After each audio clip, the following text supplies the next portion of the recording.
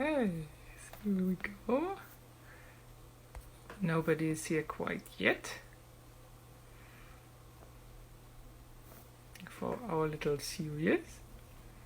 I'll try again and see. No, nobody's here quite yet.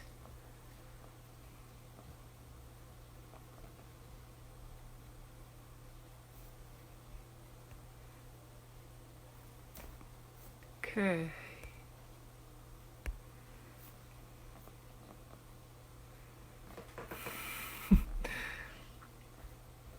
I've got 4 guests in the audience, but not my very special guest so far. Do not see him.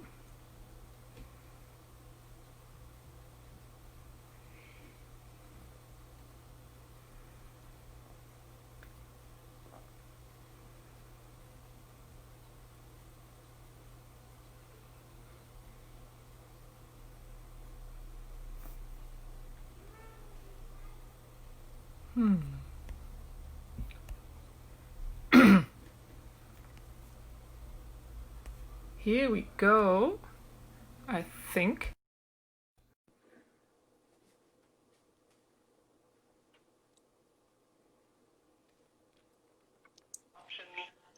Aha! Ta-da! There's Hi, nice David. succeeded. Hi, you can see me, I can see you, but your chin is cut off. Yeah, that's because I only have my mobile phone and then I had to arrange myself somehow. So I can go a little backwards, then it's a bit better. Yes. You're live. Okay, that's okay. Okay, can you hear me? I can hear you very well. I can even hear Micah, our technical assistant. Yeah. From... Super Micah. Okay, everybody. Loud enough, or shall we make it louder? I don't know. My wife is asking if it's loud enough. Do I need to make it louder? No, you're very perfect. And I think everybody who's here, we have already 8 people in the audience. I think they all seem to be fine. So there's my book. Perfect. So I'm only waiting. I'm looking at my watch here. It's not quite 4. So whoever is timing their audiences on the dot might be a little disappointed if we start early, but it's only 1 minute. So look, we get hearts already from somebody. I don't know if you can see that, but I always get those commentaries on my right side having white hearts and green hearts and all these kinds of things and bubbles. So when the people ask questions, are they asking through you or do I read them on the phone? No, they will ask them through me and I can read them out loud to you. So I can, okay, if there are too many, I can also put 2 together or so when they are basically the same question. Yeah, I can do that. Okay. Perfect. So now it's 4 p.m. Hello, everybody. At least 4 p.m. in Ottawa. It might not be 4 p.m. at where David 70 is, my latest guest is. Welcome to our 4th and last installment of our little series, of our little live series here about Canadian and German writers. And we do this little series because so many book festivals, book tours, and lots of literary events had to be canceled due to COVID. And lots of authors couldn't go and travel with their books and read from them live. So we have this little series here. And also because Canada would have been the guest of honor at the Frankfurt Book Fair this year. This is also going to change for a bit because COVID has not yet been fought off in Germany either. And we would like to contribute to the literary spirit of 2020. And so we invited David 70 and we are very grateful that he said yes to our little invitation. David 70 is a writer and a sculptor, or a sculptor and a writer. He was born in Vancouver in Canada, and he has written 4 books about his people, the Coast Salish. And today he lives with his family on a wilderness ranch in the Canadian Rockies. He has been to Germany several times, and it just so happens that also his wife is German. And so here we have another Canadian-German literary connection, a special one. Especially special, I have to say, because it's actually an indigenous German connection, one of the very few that we have. Welcome, David. Lao Siaye, that is Helkamelim, and it means greetings in friendship. We never start any conversation without saying those two words first. It starts everything off right. And shall I read straight away or tell you stories? You can do both. Maybe you read first, and then I'm sure there is time for a little story, and maybe people will even ask for it. Okay, so the book I'm reading from is called Traveling Mother. It's been published in Europe, mostly in Germany, but it's also here in Canada. So I will read the first story. In German, they called it parables, Native First Nations parables for the U.S. people who are listening, Native American. And they're short, but they're full of our spirit and our culture. So I'll read. It's only 15 pages. So if I go over the allotted time, please just shout and tell me to stop. Will Okay? do. And because this is the very first time I do an interview on a phone, I have no idea what is optimal for people to see. So if that's all right with you, I'll read it like that. Is that okay? That is perfect. Yeah. Okay. People are already impressed by your voice, I have to say. I got already a commentary saying that your voice is wonderful. So there we go. It's pure Salish. Thelma was not sure where she was. It seemed to her that she was outside in her forest, up the hill from Grandma and Grandpa's house. It was a very hot autumn's day, and she was playing between the huge trees that surrounded her grandparents' home where she lived. At times she was quite certain she was in her bed, and everything was dizzy and hot. In the next moment she was again in the shade of her friends, the trees, together with the birds and creatures of the forest. She remembered, but couldn't clearly recall when, that she hadn't felt well. It had started as a tummy ache and a ringing in her ears. Grandma had put her into bed. For many days Thelma lay there dreaming of her mountain. Every time she had woken up she felt terribly sick, and the ringing in her ears was always there. Grandma had told her that she had a fever, and that the doctor had come and given her some white man's medicine, but it was all one big blur what was happening to her. Thelma not only dreamt of playing in her forest, but also of many, many birds flying around her, and a very little person by her side, holding her hand and bringing her home. The dreams were so bright, as if the sunlight was much stronger than usual, and all the time she felt very hot. When she was awake, Thelma could see Grandma sitting at the table in her room, her hands folded on her lap and praying softly. A single candle was lit, casting a warm glow throughout. Sometimes Grandpa came and went and brought something that Thelma had to drink. What a strange feeling she had all over her body. It burnt like fire, and she looked at the ceiling of her room, and everything seemed to spin so badly that the only way to stop the spinning was to shut her eyes again. Grandma often came over and washed her with a cool cloth. Then for a while Thelma felt a bit better and would happily wander back to her dreams of playing outside amongst the trees. This time when she woke, both grandparents were there, whispering at the table in the corner. Grandma held a thermometer in her hand. Besides all the ringing in her head, Thelma could still hear her very clearly say that Grandpa should go and get the doctor again. Thelma wondered why the doctor had to come again, and only wished that she could go back to dreaming of playing once more in her land of light and happiness. As she lay there watching and listening to the whispering, and feeling very distant and carefree from all that was taking place, she saw her grandparents turn towards the door as it slowly started to open. Thelma thought the doctor was really quick and was coming to give her more of his medicine. How could he have known anyway what just a second ago Grandma and Grandpa were whispering about? Her grandparents looked quite amazed at the door opening by itself, especially since they lived far away from any neighbors on the reserve, and nobody had knocked at the front door. It was not the doctor filling the door, but the same little person who had brought her home from the forest when she had first gotten the fever, and who she was sure she had seen in her dreams. He was only half as tall as Thelma at 6 years old, and he was all black with wonderful stripes across his body of forest green, and his eyes were a deep, friendly amber. He was smiling broadly, and straightway introduced him to Thelma as Kwee-Kwee. He explained he had been with her always when she spent time playing in the forest, and had kept an eye out that nothing ever harmed her. And yes, it was he who had brought her home when her sickness had started over a week before. While Kwee-Kwee was speaking to her, Thelma could see Grandma and Grandpa were still looking at the door. Grandpa even went over to see who had opened it and looked out into the hall. "There is no one here," he told Grandma. Upon hearing this, Grandma became immediately very worried. She knew from her people's story that a spirit had come to visit Thelma, and prayed out loud, hoping that it had not come to accompany her little granddaughter on her final journey.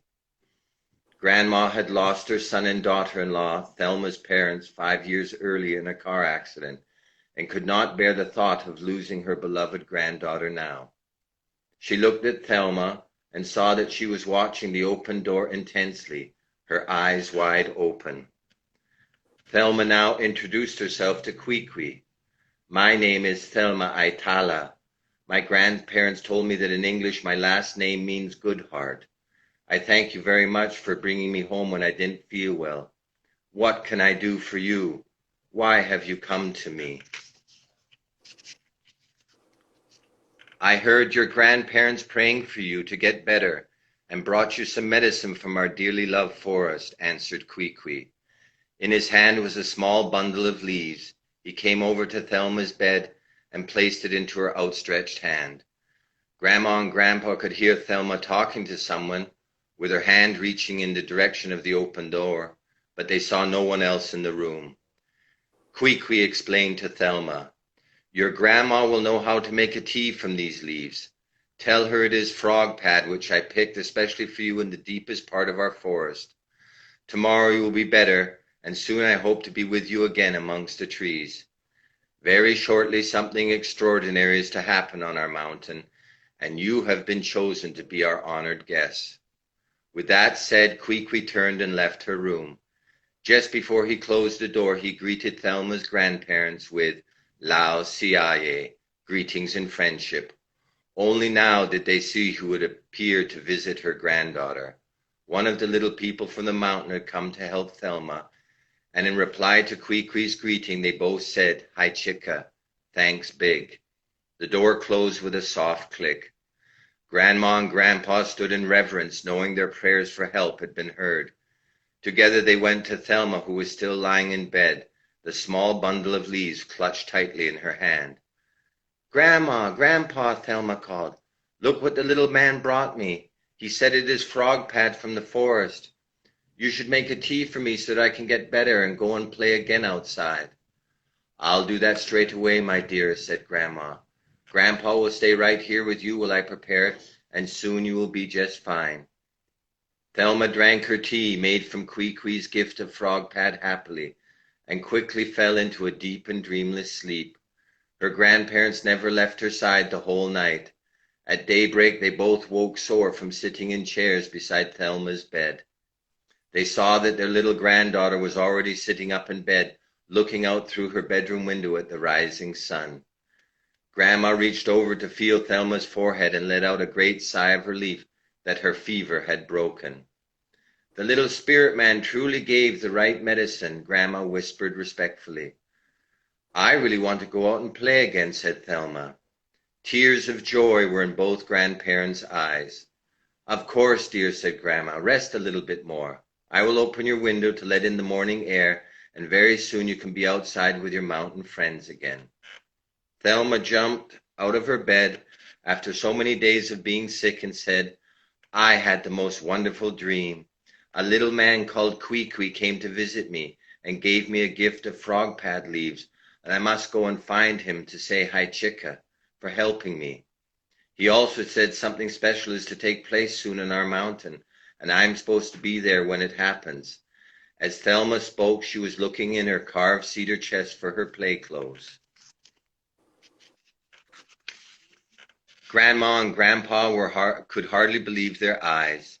Just last night they had been so worried about Thelma, and now here she was bounding around her room as if nothing had taken place in the last week. "All right, dear," said Grandma, "but you must eat something first, and if you really want to go play so soon, please let Grandpa accompany you. To begin with, we don't want you to get sick again." "Okay, but don't worry, I feel fine. It seems like ages since I was with my forest friends, and I really must get back," said Thelma. After a hastily eaten breakfast of toast and tea, Thelma leapt up from the kitchen table, grabbed Grandpa by the hand, gave Grandma a big kiss on the cheek, and dragged Grandpa behind her out of the door. It seemed so very important to Thelma to get to her play place under the great trees up the mountain. Grandpa didn't say a word. Since he had seen Kwee-Kwee the night before, he knew that his cherished granddaughter had been blessed and followed her happily without any words of warning or resistance. Soon they arrived at the big rock ledge, which was the border to the flat landing above where the biggest trees on the mountain grew. This was where Thelma always played. She had the whole summer long built a little village of playhouses out of sticks and twigs which had fallen from the mighty pines and firs that lived there. It was where she was happiest. Grandpa had since months given her twine and wool thread which Thelma had used to tie her little playhouses together. "Grandpa, I think you should stay here at the rock ledge," said Thelma. "It's very secret up there, and I'll be safe." Grandpa nodded his head in agreement. "I'll be right here if you need me," he said, and gave her a great hug and sat on a comfortable-looking log close by. Grandpa knew Thelma's secret play meadow very well, as it was the same place that he had played in as a boy. It had always been a special place for Grandpa, too. For many years he had carried on the ancient tradition of hanging carved wooden wind masks in the trees there. With time, dozens of these masks had been hung there by him and his ancestors. The masks were in constant movement from the slightest breeze, and were always watching, spinning, and swaying in the wind. Thelma wandered up and around the high rock cliff that protected her magical play place. The sun was shining brightly in the meadow, which was ringed by her beautiful trees. Autumn was in full swing, and the aspens between the pines and the firs were painted with the most brilliant oranges and reds. Grandpa's many masks hanging from the branches of the trees spun from a gust of wind as if they were celebrating Thelma's return. There in the middle was her cluster of little twig houses, and she felt she was coming home after being gone for so very long. She ran forward, smiling happily to see if everything was just how she had left it. As always, nothing was disturbed. She noticed the many tracks of the forest animals around her village, but they were always there for her to see the next morning. Bear, rabbit, coyote, deer, and many birds had visited her little village. When she sat there playing, Thelma often saw them in the distance between the trees, and she thought they also came to play once she went home every evening. She was never afraid of them, as this was also their home, and she knew they were part of her family. While she was viewing her village and happy to be back, she noticed out of the corner of her eye something had moved beside the great fir that was the oldest of all the trees there. At first she saw nothing and thought it was the shadows of the sunlight playing with the branches in the wind. Thelma looked straight at the rough old trunk of the mighty fir, and now she saw Kwee-Kwee smiling at her and walking towards her. "Hi, Chicka Kwee-Kwee," said Thelma. "You helped me to come back and feel better. I really missed being here." "You are so very welcome, little Aitala," said Kwee-Kwee. "We also missed having you playing with all of us. Today is the special day. Not only that you are well again, but today is the day I told you something magical takes place here on the mountain." As he finished speaking, Kwee-Kwee looked up at the sky. Thelma followed his gaze. Above the meadow, hundreds, if not thousands of birds were flocking to the trees around them. Every branch on every tree slowly began to fill up with so many birds, most of which Thelma did not recognize. When she came to play, she knew all the birds which lived here: bluebird, robin, chickadee, eagle, owl, raven, buzzard, hawk, falcon, hummingbird, and many more. Now in the trees were birds with bright red, blue, and green feathers, every color of the rainbow, even pink. Some were huge and some were very small and cute. She was amazed by the colors and types of new friends which had come to play in her village. Grandpa had followed Thelma's wish to stay at the bottom of the ledge. He knew how important it was to do that. He had seen the little spirit man that had brought Thelma back to health, and he did not want to disturb her in any way. Now he saw and heard the birds arriving from every direction, and he simply had to crawl up the ledge face to see what was happening above. He would hide behind an old patch of thimbleberry bushes he knew were there and see what was happening with Thelma and all these birds. Grandpa thought something truly special was taking place today. Without making a sound, he spread the berry branches aside and could see Thelma standing in the middle of the meadow beside her tiny village. She and Kwee-Kwee were looking upwards at all the birds taking their places, filling every branch and twig in a great circle around the landing. He knew from his people's custom that he had been chosen to witness the gathering and was careful not to make a sound or movement that could disturb the sacred council. Birdland had come to their mountain. Thelma and Kwee-Kwee stood and looked at the arrival of all the birds above them in wonder. This was the first time that the Grand Council had taken place here, and even Kwee-Kwee, who knew most of nature's mysteries and secrets, was still very honored and humbled by his most special occasion taking place amongst his home trees. "Look how many have come," said Thelma with a squeal of delight in her voice. The sound of all the feathers fluttering and the birds called was as if a great orchestra was preparing to play a magical concert. It was breathtaking. What a great thing taking place here today at my tiny little village, at my most favorite place in the world, thought Thelma. Every tree was full now, and a solemn silence began to fall over the meadow. Occasionally a single squawk or chirp could be heard, but it seemed like all present were waiting for a moment of importance. Even the wind stopped blowing, and all that could be heard was the wing stroke of one final bird approaching. The colors of the autumn leaves and the brilliant feathers of all the birds seemed to shine all the brighter as the last bird arrived. From the peak of the mountain, where the sun was high in the southern sky, appeared the silhouette of a magnificent white raven. She landed in the crown of the old fir tree at the end of the meadow. All was silent now, and waited for the wisest of birdland to speak. White Raven spoke with a soft but commanding voice. "Welcome, my children, to the Grand Council of Birdland. Thank you all for making the long and difficult journey from every corner of our beautiful world. Special thanks go to our brother Kwee-Kwee for allowing us to come together here and for bringing his true friend Thelma to be with us. Extraordinary gratitude goes to Albatross for helping Penguin, Kiwi, and Emu to be here with all of us, giving them a lift from their southern homes. Also, I heard that thanks to the brazen liberation of Sister Ostrich from Smith's farm last night, she can be with us today. Eagle, Owl, and Kwee-Kwee breached one of Smith's fences, allowing Ostrich to taste freedom for the first time. All present let out a tremendous cry of admiration at White Raven's words. Now let us spend a few moments to greet one another, and then we can get down to our true business. Instantaneously, all present began a chorus of calls and song that no human had been allowed to share for a very long time. Thelma turned slowly, watching all the trees full of birds erupt into this glorious voice of birdland. She began to wonder if this was maybe the reason why she had been dizzy and her ears had rung so when she was sick with fever. Her hearing had changed.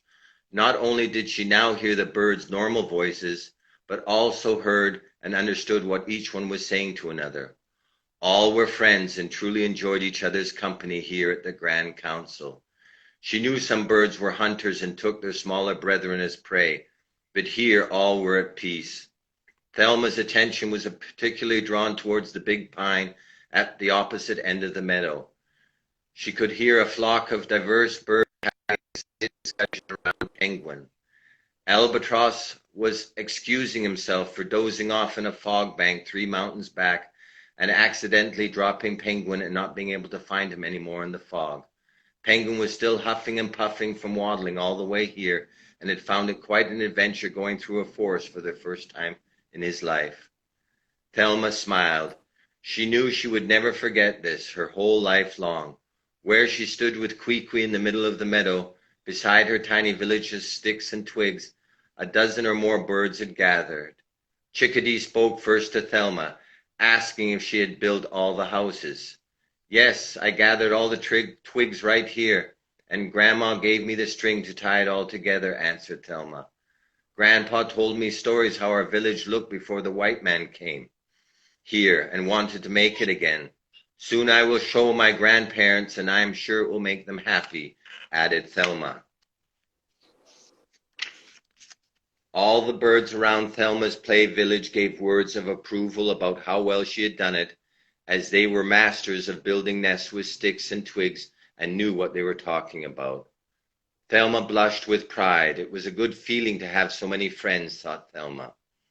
A loud croaking from White Raven that surely could be heard all the way down to the valley floor brought again silence to the meadow.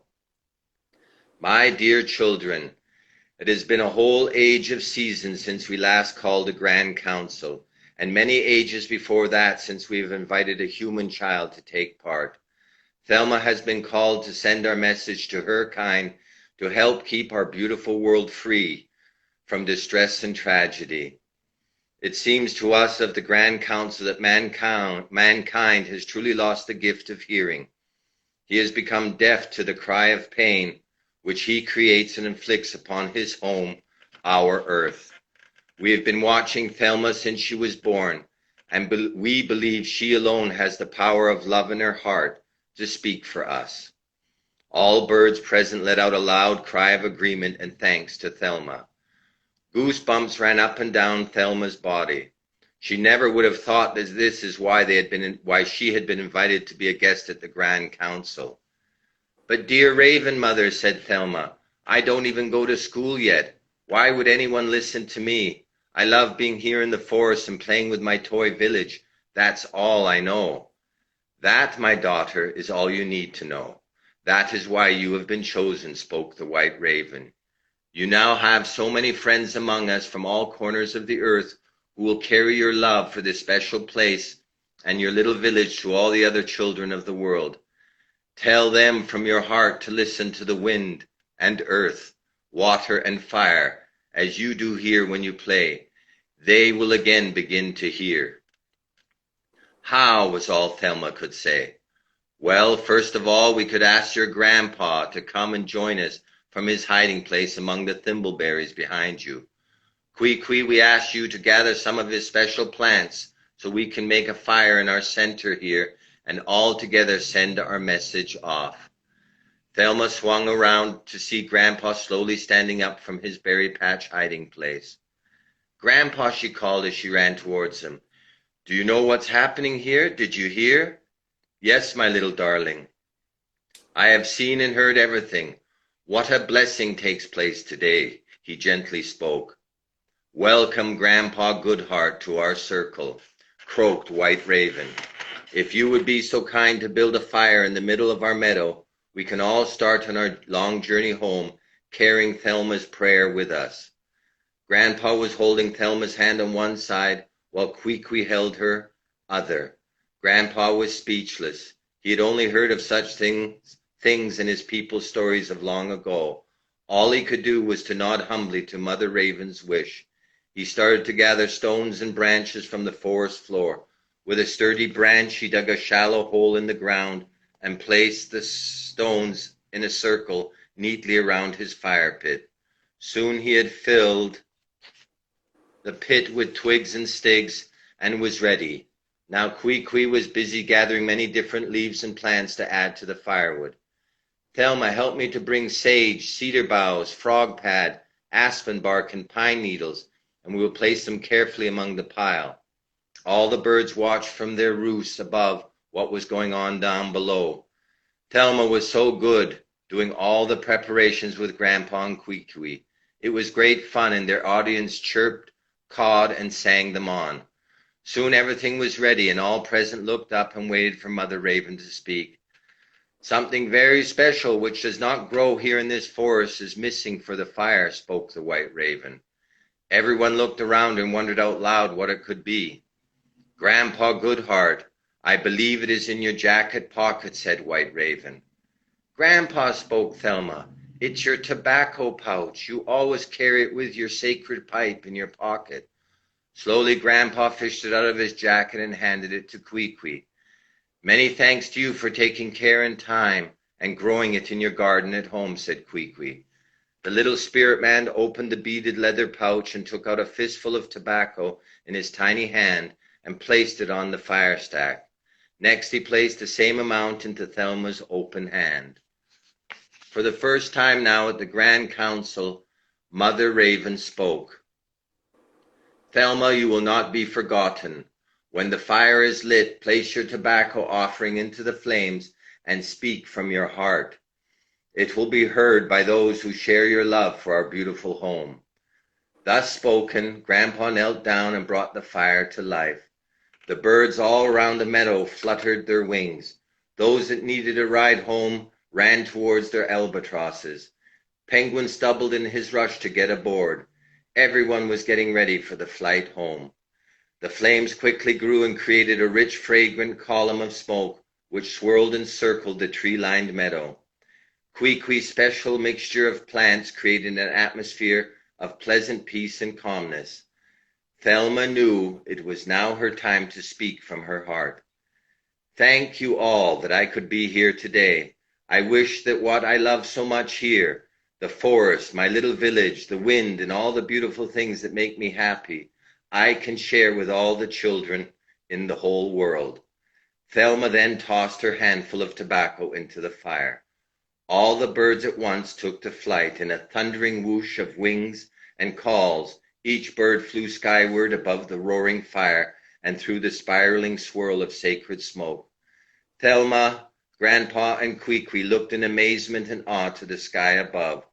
The little girl's words were on their way, carried by her feathered friends, and at this moment all was sure they would arrive. These words of magic journeyed far into the driest desert and up to the highest skyscraper. They flew to children of the jungle and to those who only knew snow and ice. They headed far mountaintop hamlets into cities on the banks of mighty rivers. The children of the deep blue sea and of rich fertile valleys all heard Thelma's heart-sent wish. What a beautiful story. My heart went out immediately to the little penguin who was lost on the way. I'm glad he made it. I think all of us have once been a penguin. That's very true. So yeah, I don't know, maybe I speak for everyone who listened, but I had pictures in my mind, and I could follow along easily and have all those birds in the wood in my mind, even though I don't even know some of those birds because I'm not Canadian and I might not have seen a chickadee before. I don't actually know. I didn't have a clear picture, but I imagined my own birds in the story. So thank you so much for reading that to us. And I did gather a few questions already. First one is actually, because of your great reading voice, is whether you would like to do an audiobook. It depends on the book. Matty BG asked that. So Matty, if you suggest a good book to David, he might do an audiobook of your own. I can also do audiobooks in German.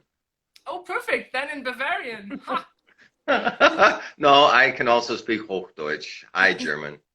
Okay, perfect. And the other question that I had was from, here we go. How are sculpturing and storytelling actually connected? Are they at all for you? They're exactly the same thing, just in different mediums. I'm telling a story in stone or in wood. If you know the symbols and read them, most people carry the knowledge of how to read symbols of the ancient days in their hearts. So you don't need to read a book to understand sculpture. Children are my best fans because they hug my sculptures without asking what they mean. And the stories actually are probably for me much more difficult to create because I was born to hit granite and marble and wood and steel. So words in a book are 10 times more work for me than 20 tons of granite.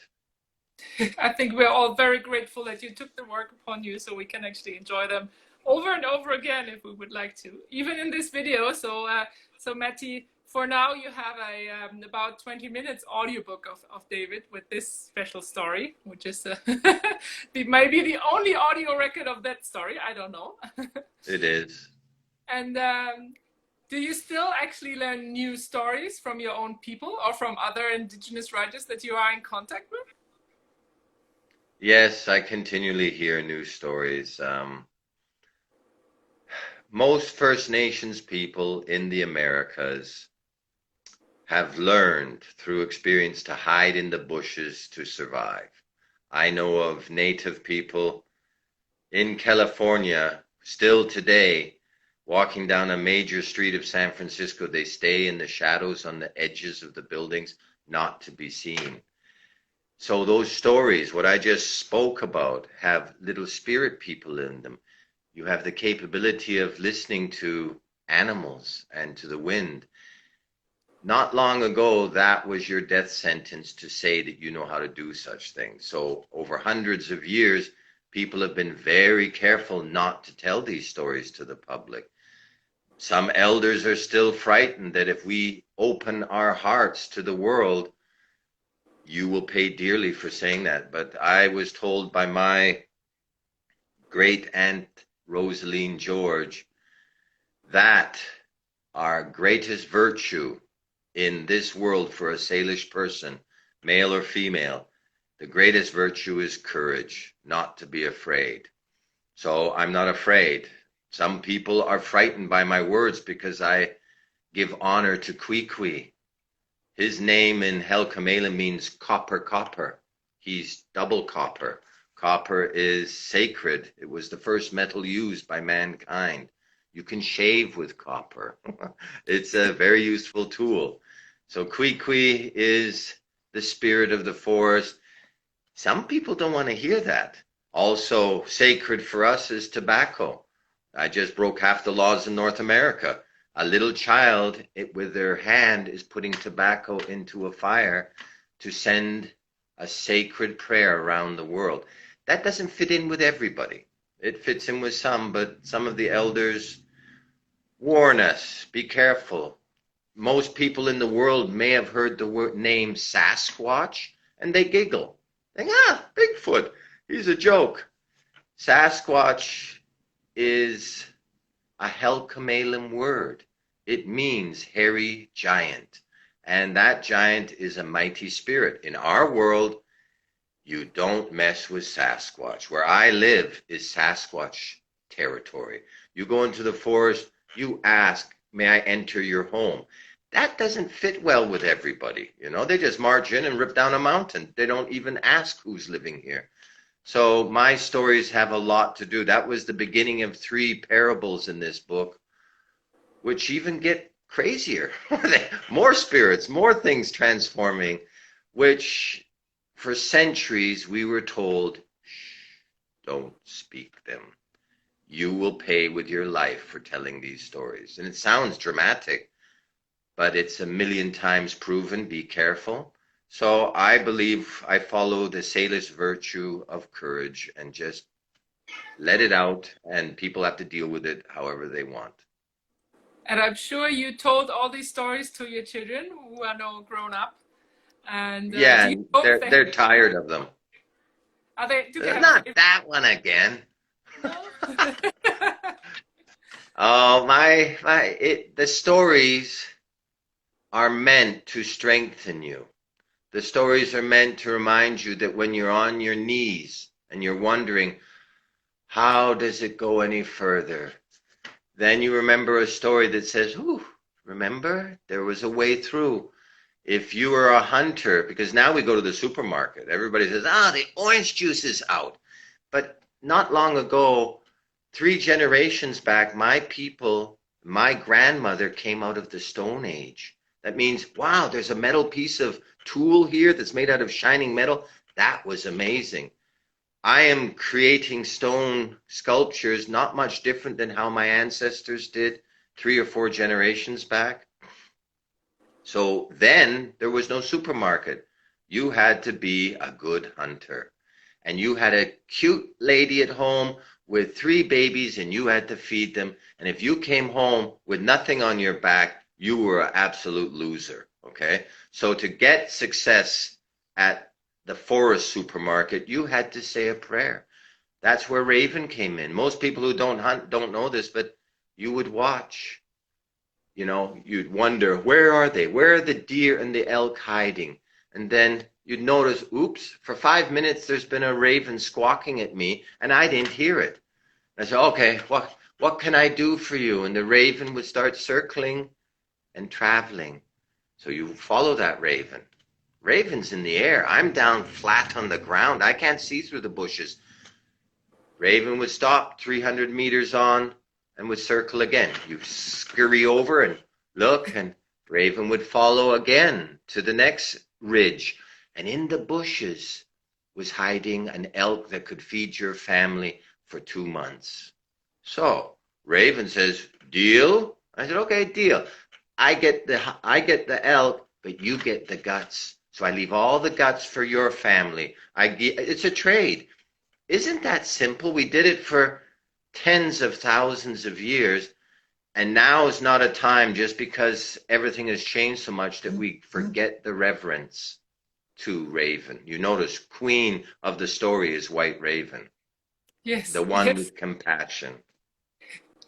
I was about to ask you as a very last question, because as you promised before, we will forget time because the story will be so good, and we did forget time, so we are already quite over our 30 minutes, but that doesn't matter. I still want to ask my last question, which you have answered already, because you said in dark times, this is when you also resort to stories and see where the way out is.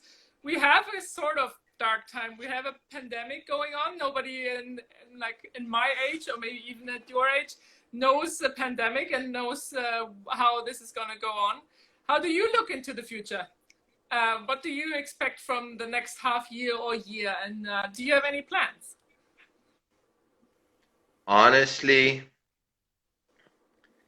the Salish people know the spirit rules, that if I would meet you in person, Ava, now on a screen, we're looking at each other. We have some very special spirit laws. You don't look into people's eyes all the time because they're the windows to the soul. You show respect, look, and you look away. So in the European sense, you're shifty. You're not being solid. Like when it comes to business, look them in the eye. We respect that. We don't touch people. We never shook hands. We go like this.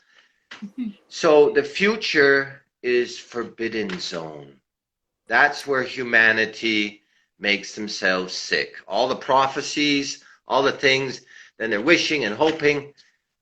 Our lessons say, live right where you are right now. We have stories that remind us there could be something positive coming. I don't want to pretend.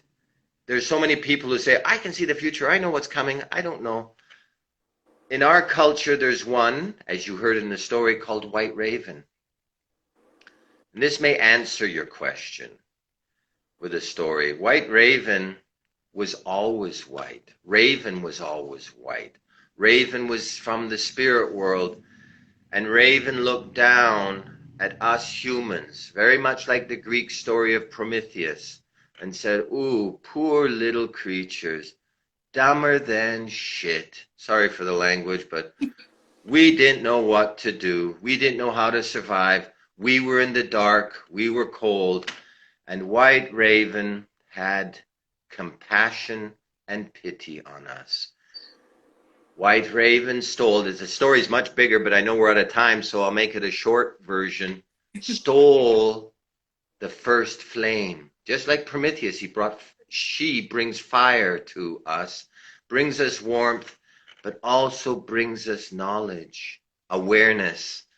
And our story says that when White Raven went through the big lodge of the spirit, the great spirit, whatever you want to call it, had to go through the smoke hole. And as she left the spirit world, she went into our world carrying that branch in her beak of fire. She went through the smoke, and the smoke turned her black. That's why when you see a raven today, they're black. But I get goosebumps as I tell you the story, because in our culture, when White Raven comes back, she's bringing herself as the White Raven and not as the black one. She's bringing the spirit world into this world, that we become aware of all these troubles that we've got, to find solutions, how they can be overcome with human effort. So my latest sculpture, because we're always talking about sculptures and work, has a picture on the bowl of White Raven. And one of my friends, without even knowing, phoned me one day and said, David, I had a dream last night. This lady did not know anything about my culture or about anything. And in the dream, she was being shouted at, White Raven is here. So if I can put in a little plug for White Raven, I'm happy, because I hope that answers your question, because I don't know how we're going to solve our problems, but White Raven does. And if you're open to that whisper, lots of new ideas come how we can learn how to come together and work together and not fight anymore.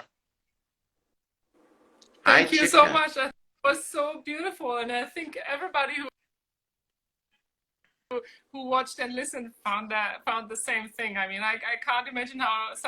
There are 2 more stories in your book, so people go out and buy the book if you want to know more, and if you want to know more about David 7 Deers, just check him out. He's not talking from his own Instagram account, so you might not find him there, but you find. I have no Facebook either. And you will also find him in the Canadian Rockies if you go really looking hard for him. Okay. To all the people who listened, we would say in Hel Kamelem Quatslama. Hope to see you again. And hi, Chika. Thanks big for listening. Hi, Chika, to you and Quatslama. Thank you so much. Okay. Bye. I don't know how to turn it off.